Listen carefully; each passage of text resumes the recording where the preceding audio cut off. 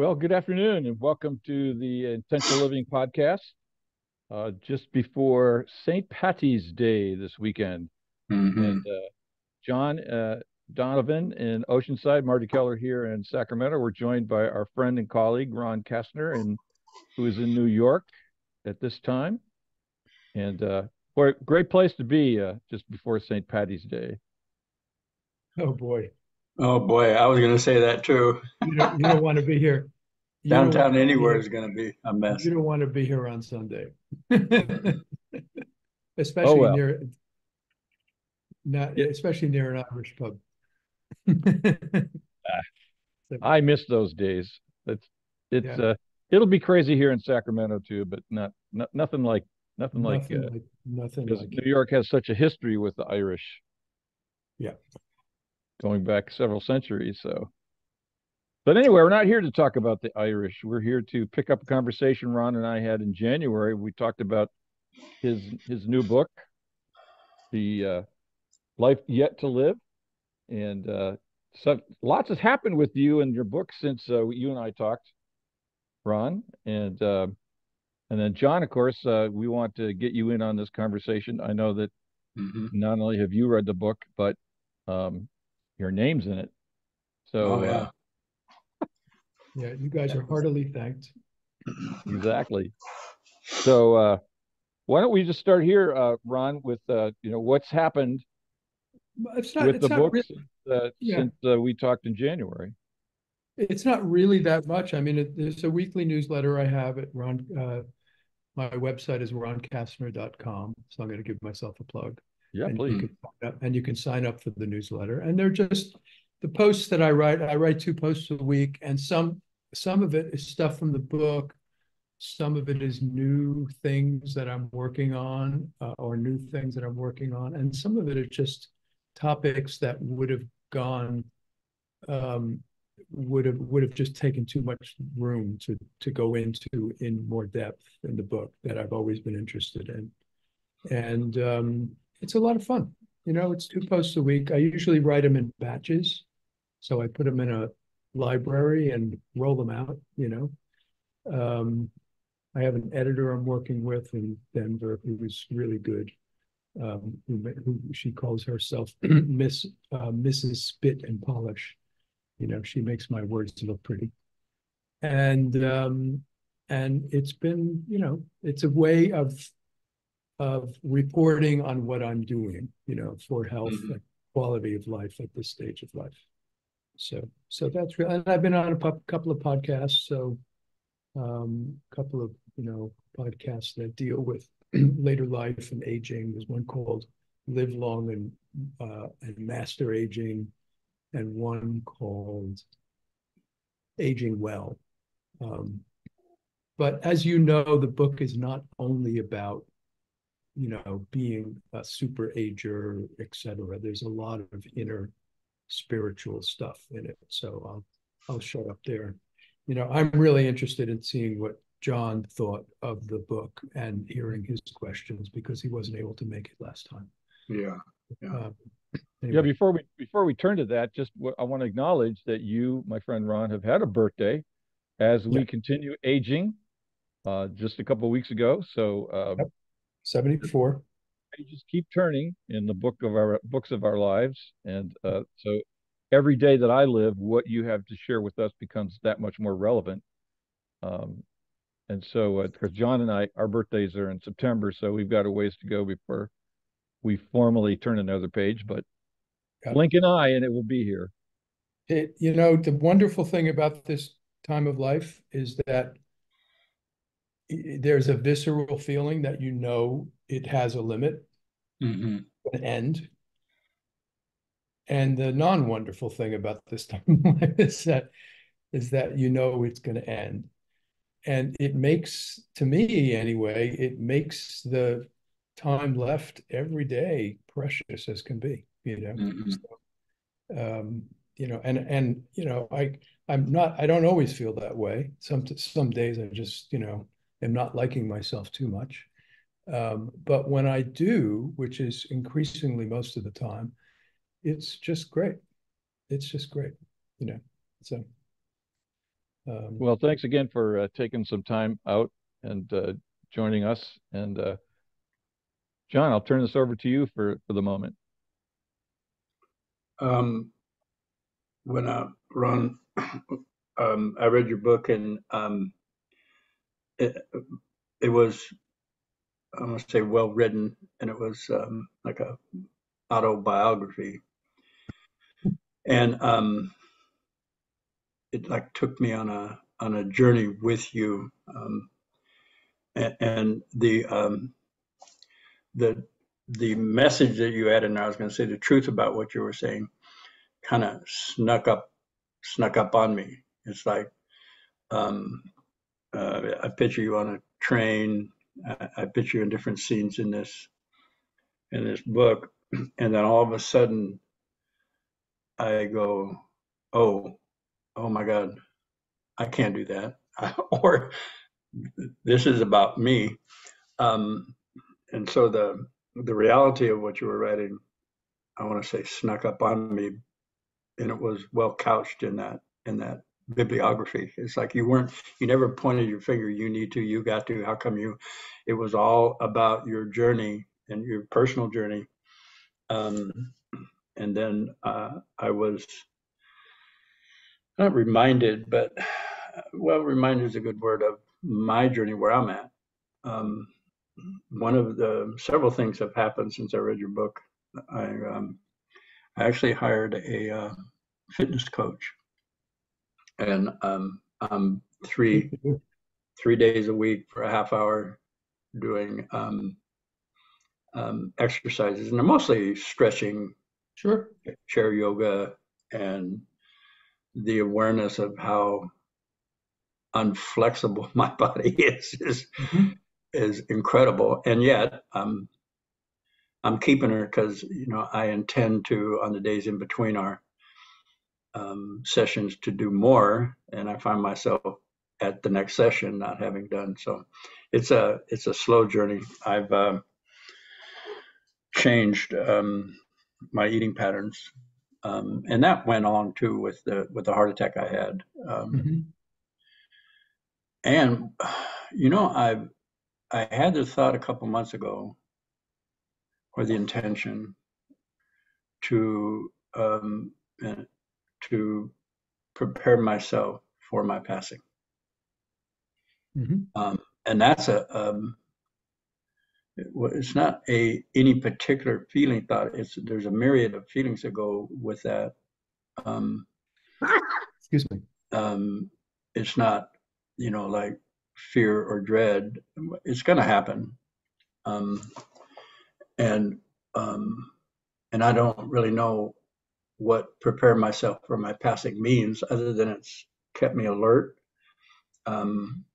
more aware of where I'm at when I'm there. And your book was, I want to say, inspiring. I don't know if inspiring is the right word. It's eye-opening to the lack of attention I give to my health. I consider myself in pretty good shape. And there's things that I just don't do, haven't done, that I'm attempting to do now. So You're not alone. Yeah. Alone. The one of the things I'm learning in my stretching exercises with my exercise coaches, I see now why my golf game sucks. It's like it's a flexible, fluid swing with this body that has trouble with flexibility and fluidity. So Sure. I'm anticipating a advantage on the golf course. So we'll see. Two things. One is the whole thing about not giving advice. I learned that from you. And I say several times in the book, this is not an advice book. This is right. This is my journey, and if you need, and I say this at the start of every talk or meeting or podcast that I do, I said, while I'm talking about what the book is about and why I do what I do, I want you to be thinking of what matters to you. Yes.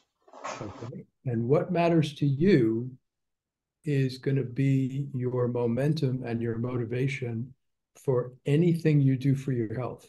You know, that's the first step. And how do you want to spend these years? You know, you say things, I'm preparing for my passing, but there may be a big window yet before that happens. So prepare for it, put it away. Yeah. You're ready. Yeah. And that's that, you know, but live your life now, you know. Oh, yeah. And you're not alone in, you know, finding out things about your body at this stage of life. Our bodies are just miracle machines. They have carried us this entire time, and we don't acknowledge them at all. No. And it goes to the heart of the work that you do, where your body teaches, your body and your emotions, your visceral body teaches you what you need to know. And that includes movement, you know. Yeah. Remember, when you started your Saturday morning meeting, I said, you know, is there any way you can work movement into this? And because I think a lot of the people that attend it would benefit from that, you know. You know, I'm not saying have a class where you move and talk and you know, whatever, but just to encourage people to move more. That you know, Bessel van der Kolk does this brilliantly in that big book, Your Body Keeps the Score. That, you know, we hide things inside ourselves, we bury our emotions, and it somehow finds its way and it gets stuck in there, you know. And your work is a way of getting it out, you know.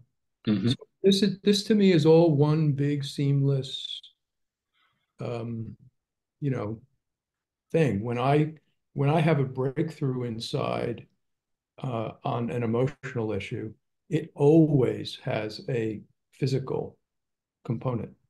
I feel more space, or I feel, you know, I stand up straighter. And when I'm feeling shit, you know, I'm hunched over. I feel tight and inflamed. When I'm angry is inflammation, you know, and all that stuff. So you're not alone. I'm reading a beautiful book now called The School of Life by Alain Bouton. He's a French psychologist, and he talks passionately about the need for emotional education. Yes. That we're so behind on that. And I have a feeling that emotional education would incorporate the body and the sort of glory of just being alive, you know.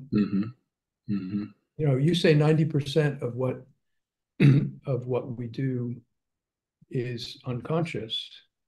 Well, 90% of that 90% is our body just keeping us alive. 80% of the energy we spend every day is just to keep us alive. Just the housekeeping, the maintenance, the rebuilding, and all that stuff. Cleaning out. And we just completely take it for granted. It's such a miracle that is just happening under our skin every day, you know. Yeah. One of the things I talk about when people get these, go through the accountability tree exercises, and they have this feeling of sloughing or relief, it takes a while for their body to catch up with the emotional healing. It's like the body's the most dense part of our being. And when I grow emotionally, the body takes a while to catch up. I have a picture of myself when I was 35. It's an old driver's license.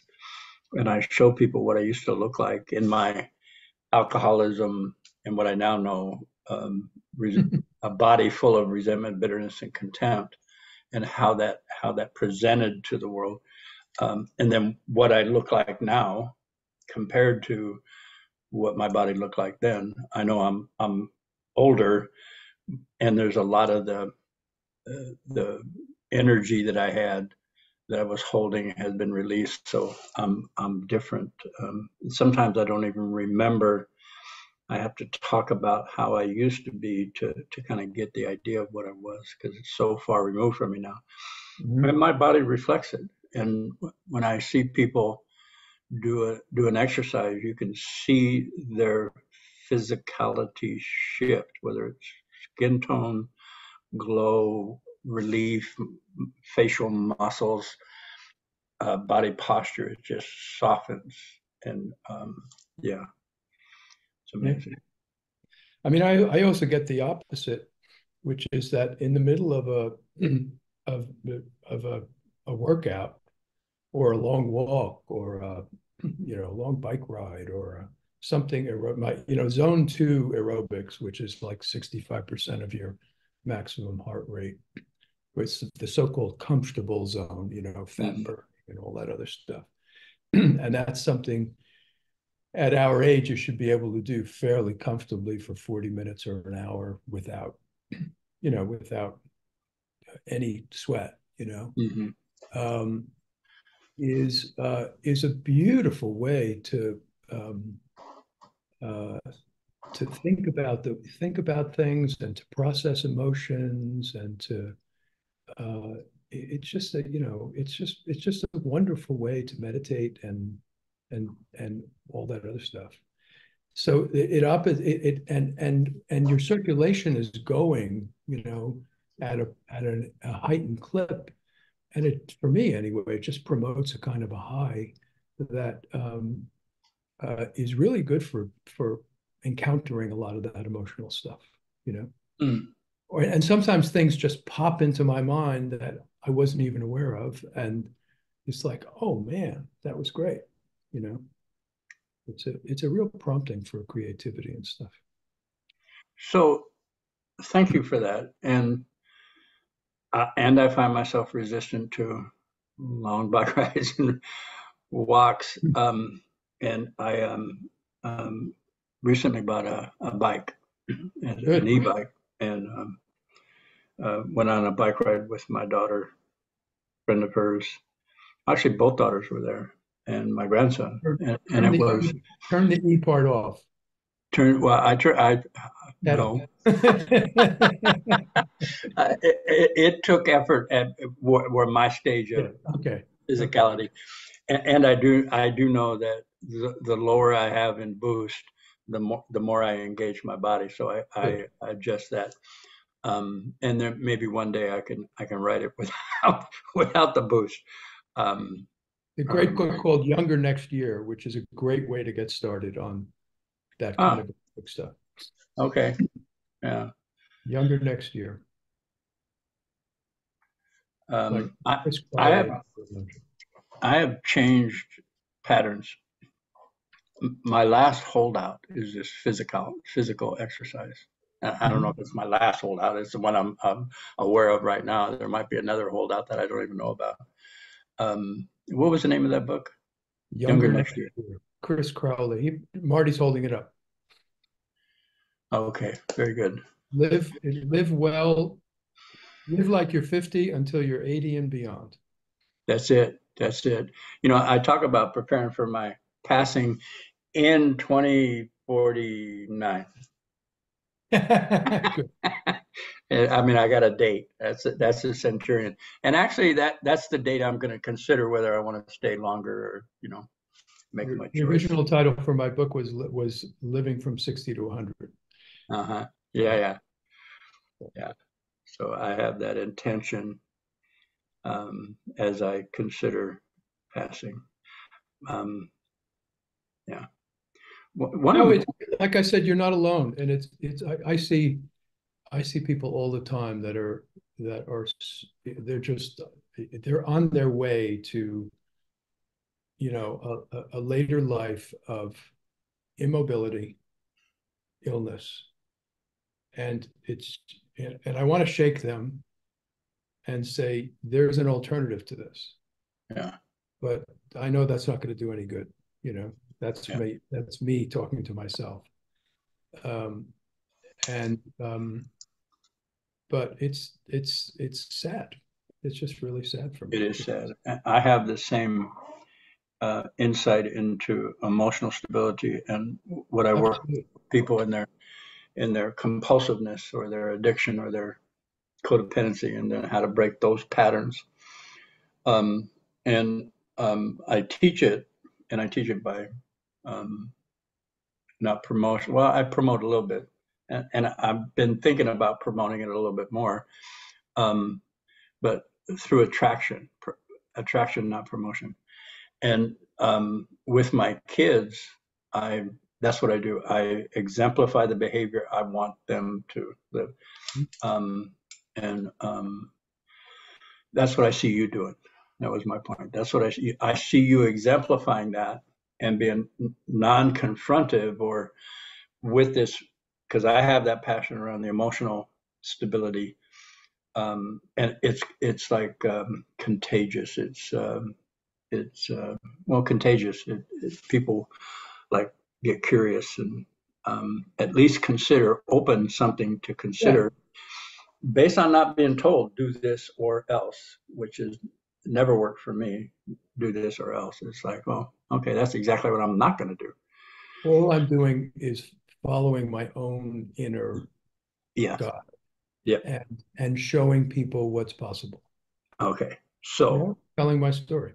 In that, you have given me the ability to call an exercise coach and then stay with it for 3 months. Good. And I'll get on the, she's a nice, really nice young lady, and I'll get on there and I'll say, in her name, Sasha, I'll just tell her I'd really prefer to be someplace else right now.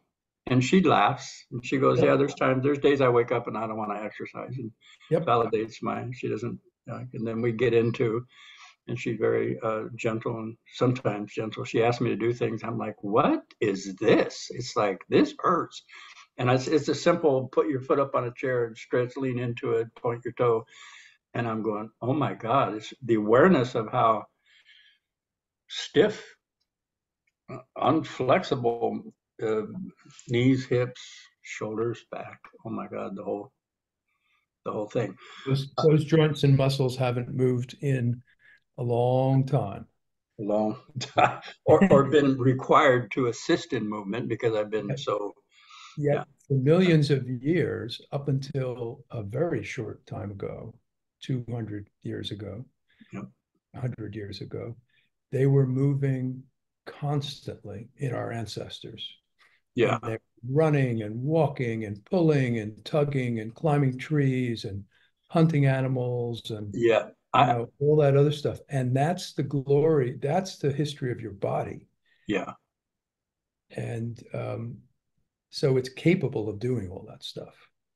I went into a vintage men's shop. This was several years ago. And I'm looking and it's all 34, 36, 34. And I'm going, so where's the plus size? And the guy looked at me and he says, back in the 30s and 40s, there were no plus sizes. No. So they did. People were very little. Yeah. So because they had a garden, they had a job that they either walked to or took their thing, but they were engaged in food, shelter, clothing. So even back in the 30s and 40s, it was that way. Epidemic of sugar and low quality carbohydrates, which we've had for 70 years now. Yeah. That's one of the things. See, I knew that before I read your book, but since reading your book, I've been diligent with sugar and processed carbohydrates. Epidemic. And then they started that whole low fat thing. And promoting low quality carbs as an alternative, and so many politicians were paid off to pass the to pass that FDA food ladder thing that the Yeah. government came out with. Just Mm-hmm. crazy. Just crazy. Yeah. And there's not, as long as the meat is good quality, meat and fish is good quality, there's nothing wrong with that. And we need more protein than we think we do, Right. Um, I want to qualify this with saying I still have flaws. It's like I'm not like regimented now where and I see myself moving towards slowly, sometimes yeah, not so slowly, moving towards this diet. It's like one of the things I know is that the only food in the supermarket are usually along the wall someplace. that's right. Anything on the aisles that stays there for more than a couple months is not worth getting. Except for the ice cream aisle. That's in the middle. That's in the middle. So I do. Stuff in the freezer. Yeah. Yeah. And I don't deprive myself every once in a while. Okay, Sure. Yeah. So as long as it's not a steady thing. So if it's right. a treat once in a while. Yeah. I mean, I just recently had after the book came out, and I was sort of congratulating myself, and I don't drink very much these days, but I found myself drinking more and getting, people taking me out to dinner and, congratulations. And then we went on holiday in December skiing, and then it was the holiday time. And it was just, there was stuff around that I shouldn't have been eating. And I just found myself in January feeling like, ooh, Yeah. what's going on? And it was more of an emotional thing. Like I was feeling like I had accomplished something and I was back in the high life. And it was kind of the old days when I was, producing plays and all this other stuff. Mm-hmm. Yeah, I should self-congratulate myself. And I'm allowed these rewards, Yeah. But my body was telling me, no, nope. There's too much inflammation going on. Your joints are stiff. Your sinuses are blocked up again. What is going on? So I stopped it just as an experiment for a week, and it all went away. And I said, okay, thank you, body. Mm-hmm. Yeah. One of the other things I did is started drinking more water. Yep. It's a simple thing, but I have a jug of water at my desk, and I drink water. So yeah. So these little things add up, and feeling better.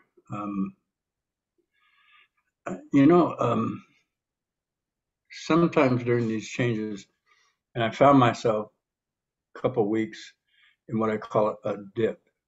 It's a low point where I didn't feel motivated, or I didn't feel like, well, not to the point life wasn't worth living, but I just allowed myself to be in that dip. Sure. And then I came out of it a week or so ago. And part of what I teach is just to be where you're at when you're there. No blame, no judgment. And these dips with what's happened to me in the last year and a couple months. And number one, the heart attack, which did change my my diet drastically. Of course, that was I want to say a acute situation, and since I've kind of leveled out to something more balanced than where I was, and just to allow you to notice where you're at when you're there, as I'm going through. Well, I mean, the thought, consider my passing. That's a focus. That brings a lot that you don't even know. I didn't know it was going to bring, and then I found myself in that dip, and I went through it. I go through these with grace, just no blame, no judgment. Just feel it, notice it, tell people, because the people around me see it, and so I'm open to like, yeah, I'm not feeling bad, but there's a little depression here, depression by Happens to John. It happens to me all the time. Yeah. I mean, just because I'm doing all this health stuff doesn't mean I have put the emotional stuff behind. It's 50% of the battle, Yeah. But it is a battle. It is a battle. It is a daily. I wouldn't say a struggle, because some days are just glorious and wonderful. Mm-hmm. But there's some days that are not, Right. and it's. I just went through a big thing which put me in touch with a lot of stuff from my childhood that I had to go out to the cemetery this morning where my parents are buried, just to have a little conversation with them, just to validate what I had been through, Mm-hmm. and basically to put my arms around them and say, we all suffered back then. Yeah. That was not a good time. And I don't blame you guys anymore. We just the three of us had a really shit time together. Yeah. So it was, so that was a big thing. But those things get, as I say in the book, once you engage your physical health, the process doesn't stop there. Once your body starts getting stronger physically, the health journey goes, wants to find more places to heal within you. And in my case, that became the emotional stuff. I had to stop drinking for that while that I stopped drinking. Mm-hmm. I had to confront a lot of stuff about my childhood Mm-hmm. and why it was so important for me to be a dad to these two girls. Yeah. That was the beginning of my journey, because I didn't get it myself. Right. Because I didn't get it myself. So that was my children was a big motivator in my sobriety. Sure. And I can see it. I have a grandson now, and my two daughters are adult women in their late 40s. And part of this preparing myself for my passing is having them in mind about what that means to them, and spending the time that we do have just together. It doesn't have to be profound, just together. So when I'm around my grandson, I started letting him know that I care for him. And of course, his dad passed away about 5 years ago, so he's aware that people leave, and he's aware of that part. So, and in 1949, how old will he be? He'll be like in his 40s or something, late 30s or 40s. So he'll be an adult. That's my projection when that's going to happen. So, I mean, I'm hoping I've now gotten to the point where I've outlived my parents by a long time. But I've now gotten to the point where I said I wanted to see my kids become adults, and one of them is going to be 20 in a couple of months, and one of them is going to be 17 in a couple of months, so they're almost there. Now I want to hang around longer to see the next generation. There you go. Yeah. Right? Yeah. Pretty wonderful. Yes. But life is a funny old journey. It's just so much richer when the promptings come from the inside. Mm-hmm. I find Mm-hmm. When it's not okay, I'm gonna do this because that person does it, or because this person says I should be doing this, or because this. No. This is here. Marty, you're quiet as a mouse there. I just, when you're in the presence of such a genius as you just sit back. I'll receive that. I'll receive it. As they say that, yeah, I'll receive it too. But as they say, the what is it they say? I have to pull my pants up because there's a lot of BS on the floor here. Well, I was just thinking, I shared this yesterday in a meeting, but yesterday was my dad's birthday. My dad would have been 94, and he lived to be Oh. he died 4 years ago. So he was 3 days shy of his 90th birthday when he passed away. Mhm. And he'd been saying for about 10 years, maybe since he started sobriety. So he was clean and sober for 12 years when he died.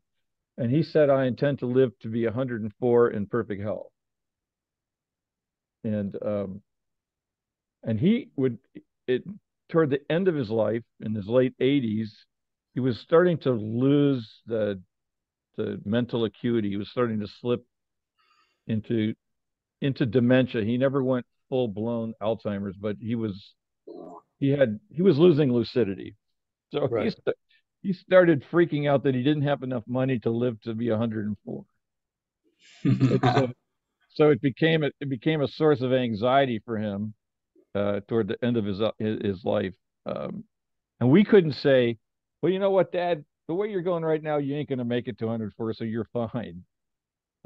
So, we had to find that. Well, eventually, he didn't understand anything, so we didn't have to worry about that. Right. But I was also thinking, Ron, I loved the story about you going to the cemetery to talk to your folks.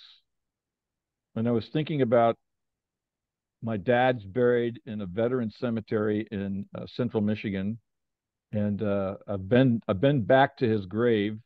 I was there for when he died, and uh, we consigned his ashes to the cemetery, but it took a while for them to end up where in the final resting place. So I got to go back a year or so after that to the headstone and so forth. And thinking about my mom willed her body to science, to medical school, and they kept her for 3 years and only recently released her ashes back to the family. And we decided that we're going to bury those ashes in a cemetery in downtown Detroit where our four siblings who never made it out of infancy were all buried.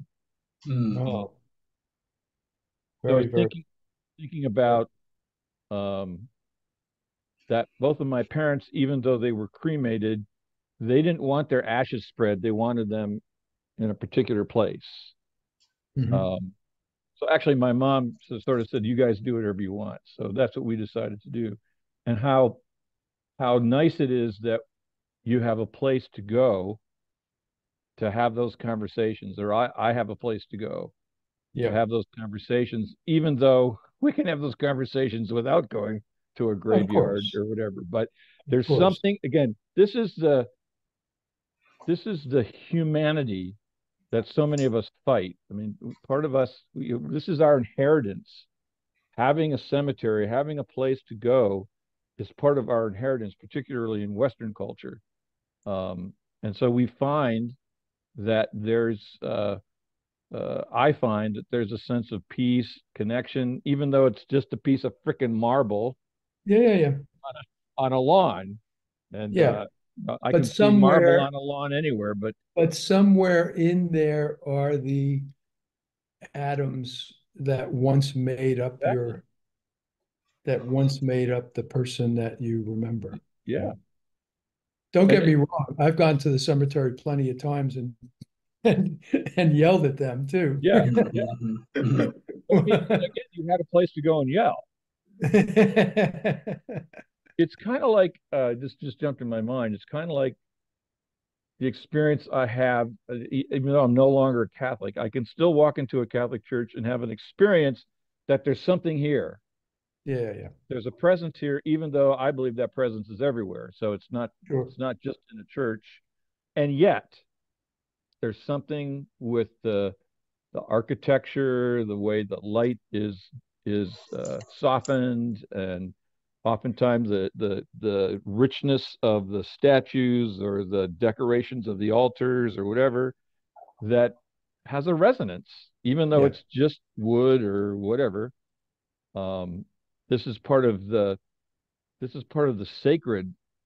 It's kind of the way the last chapter of your book, and you kind of go into that this is about this journey that we're on is really about um, learning about that inner sacredness that Yeah. is our inheritance that we're not really taught, particularly in our modern and even more so in our postmodern culture, that all that stuff is voodoo and it doesn't survive rational analysis. There's no such thing as God, blah blah blah. And yet human beings, uh, there's something about us that yearns for the sacred, Yeah. and we're going to find the sacred, even if it's in horrible things. Yeah. We're still gonna reach out and find it. It's our story. I mean, this is one of the wonderful things I find health is sacred.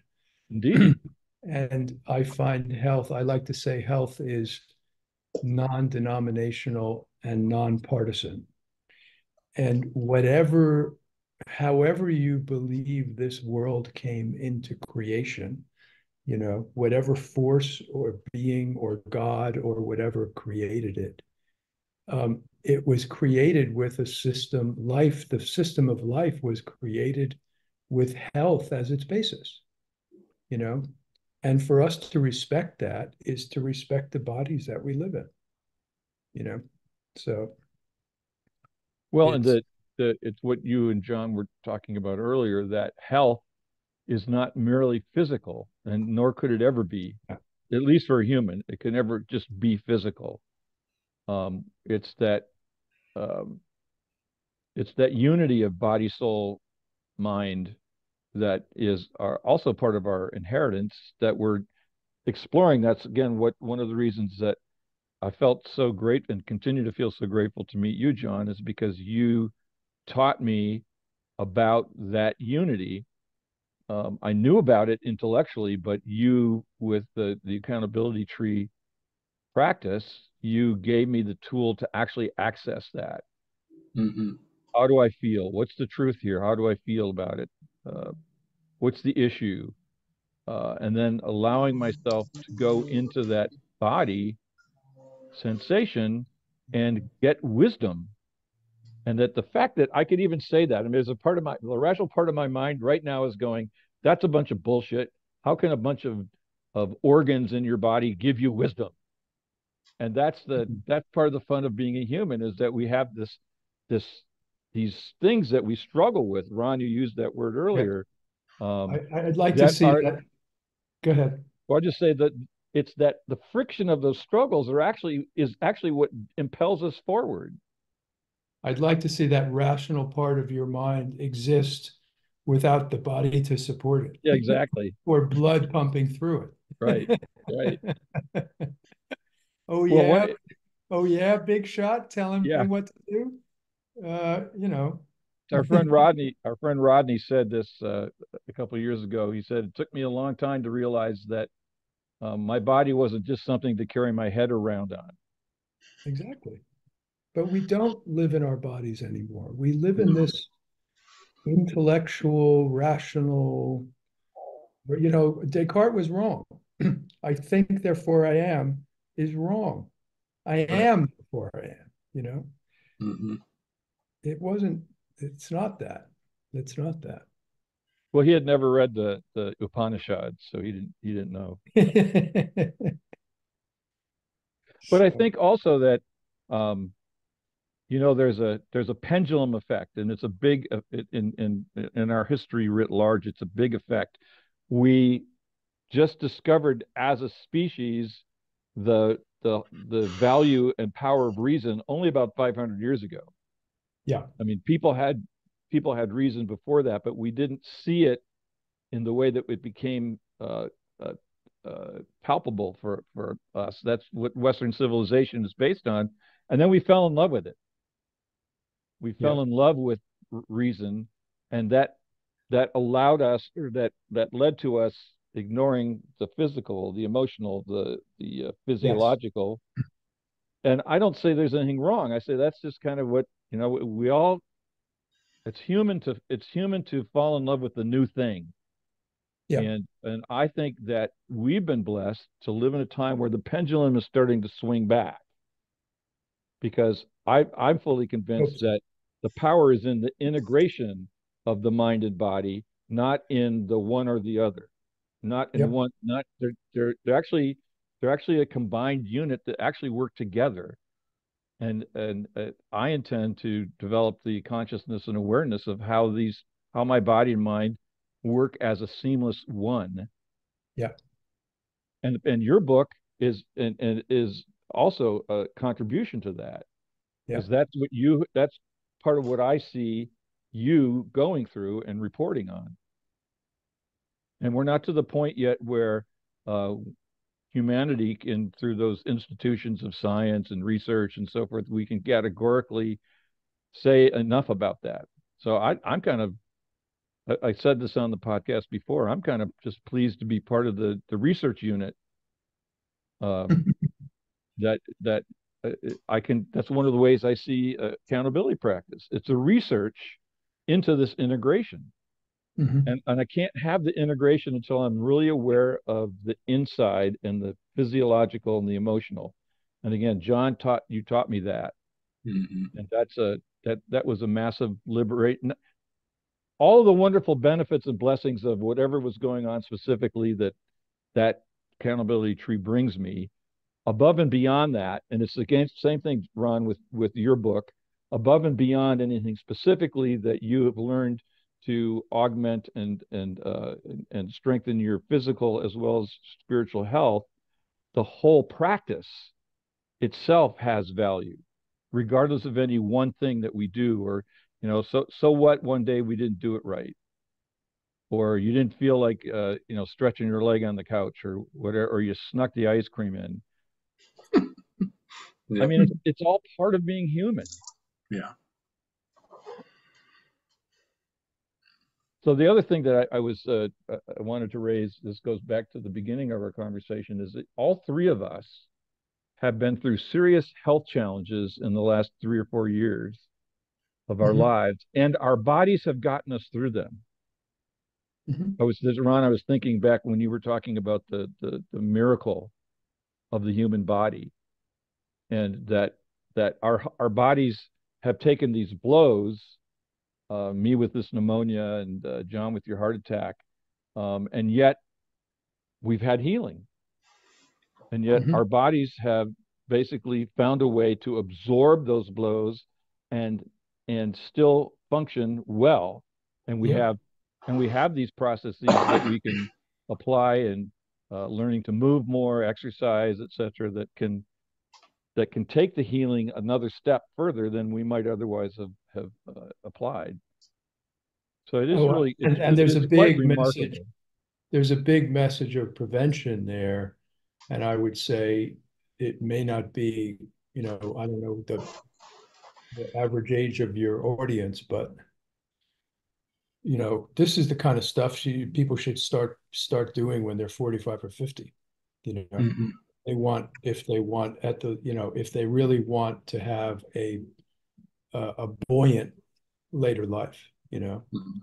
um, the average age of diagnosis of one of what they call the big four, cancer, heart attacks, dementia, and diabetes. The average age of the first three is 65. The average age of diabetes is about 45, first diagnosis. So a lot of people are saying that there's a there's a link to the diabetes and the metabolic dysfunction that starts way earlier than we previously thought, and that all of these other diseases are linked to that metabolic dysfunction, low immune function and processed food and sugar and lack of exercise and everything else. So um, anyway, I would say you can even avoid the things that we encountered. I mean, in my case, it was a heart arrhythmia. I don't think it was as serious as a heart attack, but I also had some plaque buildup, which turned out to be temporary thing, and I didn't have to do anything, which scared the shit out of me. But I did a scan a couple of years later, and it was fine. But I had that big heart arrhythmia episode, and a couple of other things. So yeah, no, I mean, healing is an amazing process, and it doesn't just happen when we're sick. It happens 24/7. It happens all the time. Our bodies are doing it tirelessly. So, my job now is to support that process as in any way I can. Wow. What do you think the value of doing it consciously and intentionally is? Do you think that adds to it? Sure. Well, I think to me anyway, it adds to the mission, it adds to it becomes the motivation for doing a lot of that stuff, look, there's no doubt about the fact that, somebody who exercises a lot, as they get older is going to be in much better shape, and their cardiovascular system and their organs are going to usually be in much better shape. That does not mean everybody's doing it right, or everybody's doing it the way it ought to be done, which is a constant adjustment in what I do. I mean, I see people in the gym who, they're just going like this and going like this with weights all the time, and they're ripped. I've seen 75, 80-year-old guys who are ripped, and they're sitting on the press bench, and they're, and then they try to get up. And they're hobbling around, and they're wearing, cool gym clothes, and they got muscles popping out everywhere, and they can't move, their hips are frozen, so what I do is concentrate on, there's an article I'm going to be doing, that I've just written, that's in the works, and may come out the next week or two, on functional movement. Like, when you do exercise, you do it the way our ancestors did it. In other words, if you were throwing a spear or punching or pulling, you did it with your whole body, your legs, your hips, your torso, your whole body moves. You didn't have these ridiculous exercises where you're sitting in front of a mirror, pumping iron and stuff like that. So anyway, yoga is really good for that as well. So it's a good all around thing, which I do. So